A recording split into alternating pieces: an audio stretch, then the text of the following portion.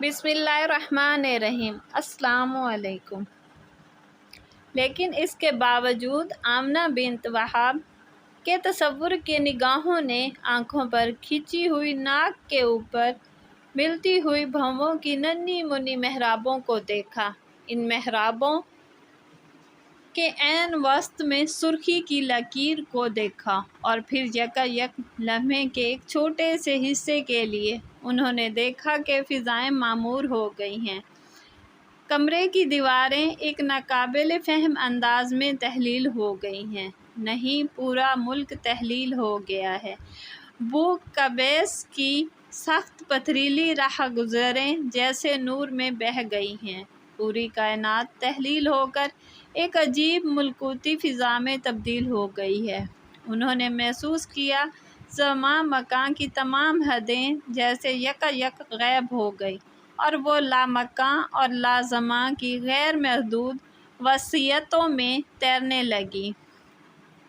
उन्हें हैरत थी कि महसूस और मालूम चीज़ों के इस फौरी ज़िया पर इन्हें किसी किस्म का हरास महसूस नहीं हुआ, बल्कि जैसे इनकी रूह के सारे गम, सारी कल्फ़तें, सारे रंज यकायक मिट गए हों जो इनकी हदूद के पैदा करदा थे, और वो इन तमाम ज़मीनी एहतियाजों से बुलंद हो गई जो ज़मां व मकान की क़यूद का लाज़मी नतीजा थी। इनकी रूह हल्की महसूस होती थी, एक अजीब इन्बसात आफ़री अंदाज में, एक ऐसे तरीके से जिसका ज़हनी एहतसाब गैर मुमकिन था, लेकिन जिसको कल्ब रूह की गहराइयाँ महसूस किए बगैर नहीं रह सकती थी, और लामकान और लाज़मां के खलाए बेस्त में जिसकी तश्कील गैर मादी नूर से हुई थी।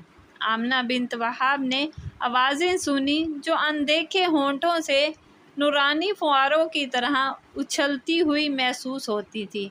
उन्होंने महसूस किया कि कायनात का हर ज़र्रा इन्हें मुबारकबाद दे रहा है। लामहदूद की अजीम और नाकाबिल अदराक वसीयतें नगमात के सांचे में ढल कर इनकी रूह की अथाह गहराइयों में डूबती चली जा रही हैं। वो इस नगमे को सुन रही थी, एक लामहदूद समात के ज़रिए, एक नाकाबिल फ़हम सफाई के साथ, एहबाम के किसी भी ख़तरे के बगैर ये नगमा गूंज रहा था।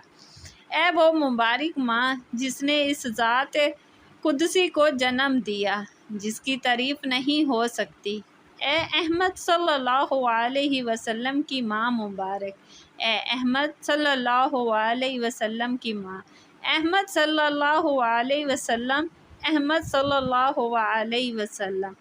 ये नगमा गूंजता रहा। लामहदूद की अजीम और नाकाबिल अदराक वसीयतें नगमा व नूर में ढलकर आमना बिन्त वहाब की रूह की अथाह गहराइयों में डूबती रहीं, और आहिस्ता आहिस्ता इसी तरह जिस तरह ये कायनात बुक कबीस की पथरीली राह गुज़रें, चारों तरफ भी हुई दीवारें पिघल कर सिल नूर में बदल गई थी, इसी तरह आहिस्ता आहिस्ता ये सिल नूर फिर मुतशक्किल होने लगा और लामकान की अजीम व बेस्त पिनाइयाँ फिर ज़मां व मकान की क़यूद में सिमटने लगी। आमना बिन्त वहाब एक दफ़ा फिर अपने आप को अपने पलंग पर महसूस करने लगी, लेकिन तब और अब में बड़ा फ़र्क था। अब आमना बिन्त वहाब उजाले से अंधियारे और अंधियारे से उजाले में पनाह लेने के लिए मुस्तरब ना थी। इनके होंठ खुद ब खुद हिल रहे थे और उन्होंने यकायक चौंक कर महसूस किया कि वो अपने आप को अहमद सल्लल्लाहु अलैहि वसल्लम की माँ कह रही हैं। अहमद सल्लल्लाहु अलैहि वसल्लम इब्ने अब्दुल्ला का नाम अहमद सल्लल्लाहु अलैहि वसल्लम हो, इनके लगते जिगर का नाम अहमद सल्लल्लाहु अलैहि वसल्लम होगा, लेकिन अभी तक तो कोई नाम तजवीज़ नहीं हुआ था। सरदार कुरैश से बच्चे के चचाओं ने जब भी पूछा, سردار نے یہی جواب دیا کہ ابھی تک کوئی نام ان کے ذہن میں نہیں آیا۔ بعض نے کعبے میں رکھے ہوئے دیوتاؤں کے ناموں پر کسی ایک کی تجویز بھی پیش کی تھی، جو بڑی سختی سے مسترد کر دی گئی تھی۔ سردار قریش نے بلند آواز سے ایک طرح کی ڈانٹ پلا دی تھی کہ خبردار کسی قسم کا کوئی نام نہ رکھا جائے۔ وہ کیا سوچ رہے تھے، اپنے پوتے کو کس نام سے پکارنا چاہتے تھے، اس کا کسی کو علم نہیں۔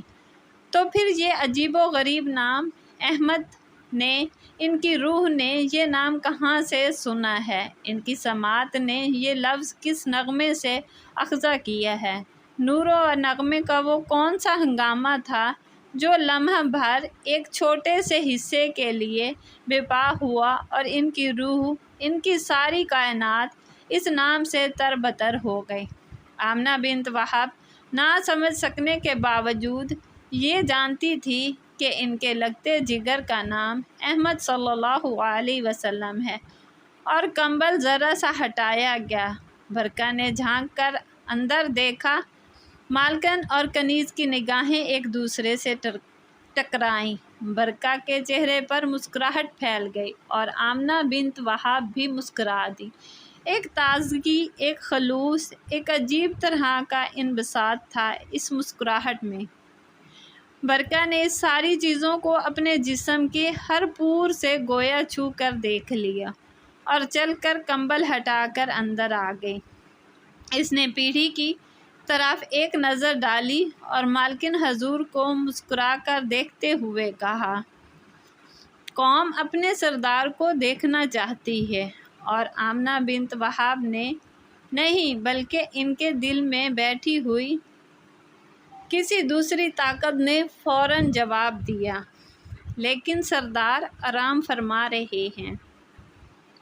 اور آمنہ بنت وہب اپنے ان الفاظ پر فوراً چونک سی گئی۔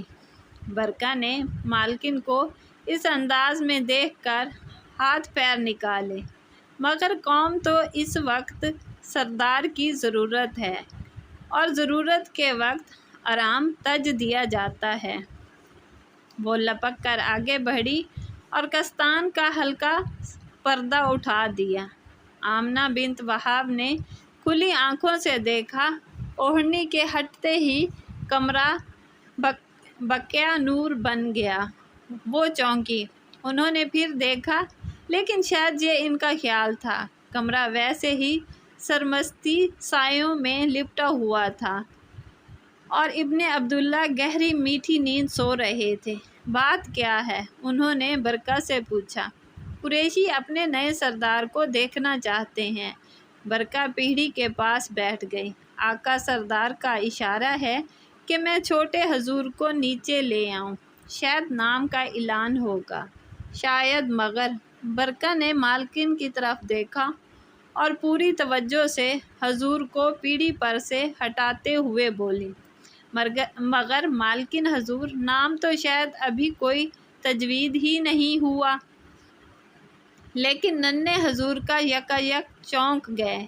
چہرے کی سرخیوں میں گندھے ہوئے زرد زرد روئیں یکایک کھڑی ہو گئیں۔ کالی کالی چمکدار تیز آنکھیں پٹ سے کھل گئیں۔ نچلا ہونٹ بھینچا اور رونے کی آواز موتیوں کی طرح ہوا میں بکھر گئی۔ اری آرام سے، برقہ، ڈرا دیا تو نے۔ ماں کی محبت سرید کے پیالے میں سے اٹھتی ہوئی بھاپ کی طرح بل کھا کر چکرا گئی۔ نہ نہ میرے حضور، میرے آقا، میرے مالک، نہ نہ میری زندگی۔ برقہ نے ایک سانس میں بہت کچھ کہہ دیا اور چھوٹے حضور صلی اللہ علیہ وسلم کو اپنے سینے سے لگا لیا۔ خوش قسمت برقہ، تیری روح آسمان کی اسیر بلندیوں کو چھونے لگی ہوگی۔ ماں کے ہونٹوں پر مسکراہٹ آ گئی اور انہوں نے بڑی شدت سے محسوس کیا کہ انہوں نے برقہ کو ضرورت سے زیادہ تلخی کے ساتھ ڈانٹا تھا۔ نام تجویز ہو گیا، انہوں نے شہد سے زیادہ میٹھے اور دودھ سے زیادہ ملائم انداز میں فرمایا،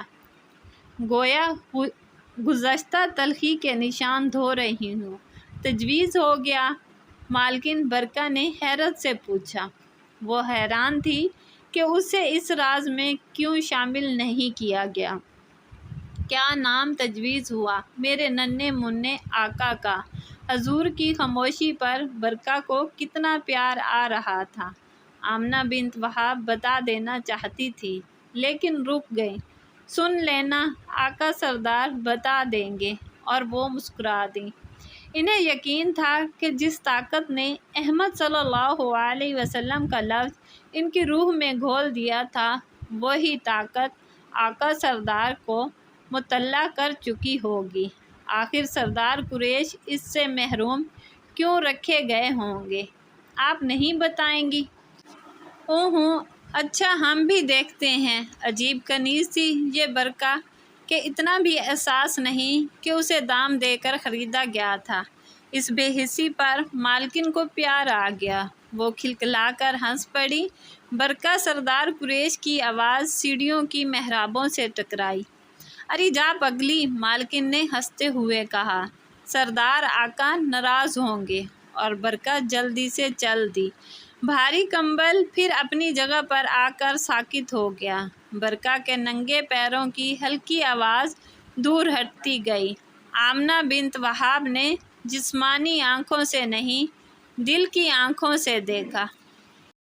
وہ اس ساری کائنات کو اپنی چھوٹی چھوٹی باہوں میں سمیٹے کمرے میں سے گزر گئیں، دروازے میں سے نکلتی چلی گئیں اور سیڑھیوں پر سے اترنے لگیں، اور پھر وہ خود یکایک نہ جانے کیوں پلنگ پر سے اٹھ گئیں۔